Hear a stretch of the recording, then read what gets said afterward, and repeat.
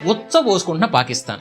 మన బ్యాటింగ్ అలా ఉంటది మరి. తెహ్రక్ ఈ తాలిబాన్ అనే ఒక Pakistan terrorist group Pakistan soldiers ని ప్యాంట్ తిప్పేసింది.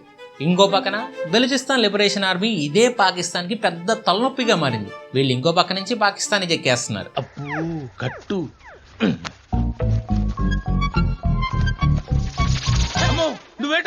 వీళ్ళు క్వెటా కరాచీ హైవే బ్లాక్ చేసి కొంతమంది ప్రిజనర్స్ ని విడిపించారంట, కొంతమంది పోలీసుల్ని కిడ్నాప్ చేశారంట, కొంతమంది పాకిస్తాన్ సోల్జర్స్ ని చంపారంట. అండ్ ఇంకో పక్క ఇండియా చూసారనుకోండి, ఎప్పుడు పాకిస్తాన్ మీద అటాక్ చేస్తారో తెలియని పరిస్థితి.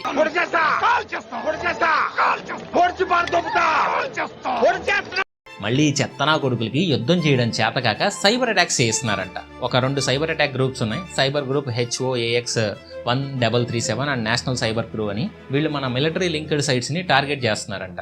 మీరు ఎన్ని చేసినా మేము ఎలా కొడతామంటే గేర్లు తిరుగుతా ఉంటాయి, మెల్లమెల్లగా మన మైండ్ ఉంటది. అండ్ లాస్ట్ కి వచ్చేసరికి ఎట్లా కొడతాడంటే ఛాతిలా పాతాల ఇంకా రావు బయటికి, ఎప్పటికన్నా వస్తావు అన్న గ్యారంటీ హోప్ కూడా లేదు.